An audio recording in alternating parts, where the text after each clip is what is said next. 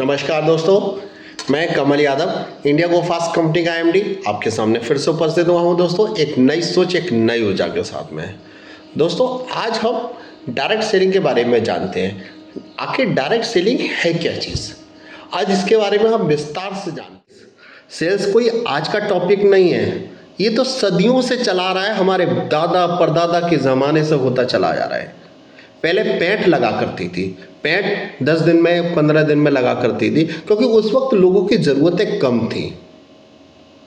जो भी व्यक्ति को ज़रूरत होती थी वो पैंट से खरीद लाया करता था। समय बदला तो सेल्स का तरीका भी बदल गया, फिर दुकानों ने रूप ले लिया। दुकान सुबह से लेकर शाम तक खुलती थी, तो जैसे ही व्यक्ति को जो भी ज़रूरत होती थी वो समय के अनुसार अपना सामान खरीद लाया करता था। फिर दोस्तों, कुछ बुद्धिजीवी लोगों ने विचार बनाया और पैसा लगाकर एक ही छत के नीचे सारी चीजें उपलब्ध करा दी और उसे नाम दिया सुपरमार्केट।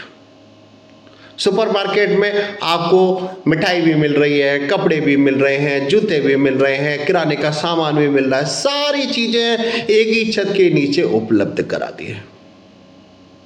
समय बदला तो सेल्स का तरीका भी बदला, फिर फ्रेंचाइजी ने रूप ले लिया।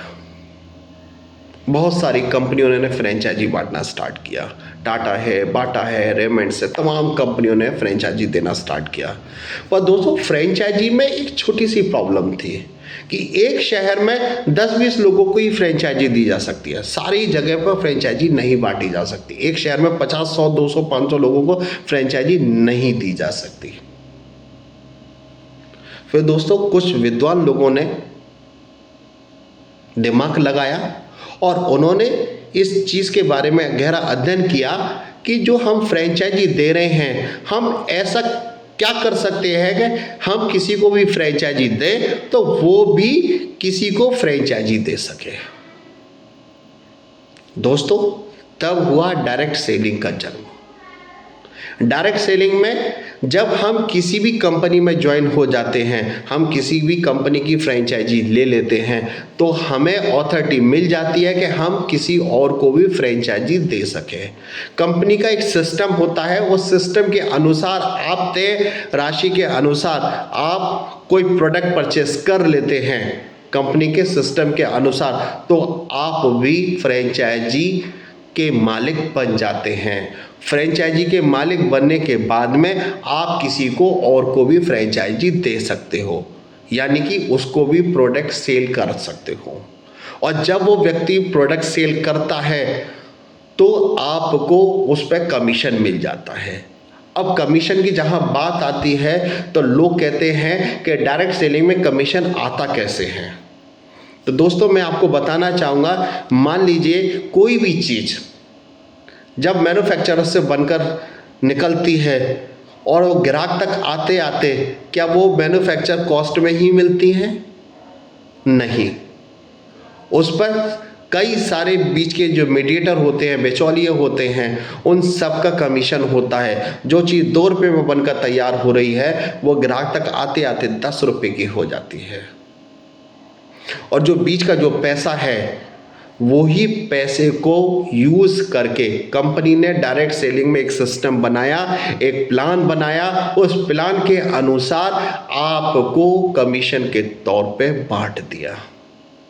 और ये कमीशन छोटा मोटा नहीं होता है, ये बहुत बड़ा कमीशन है, ये लाखों करोड़ों रुपए का कमीशन है।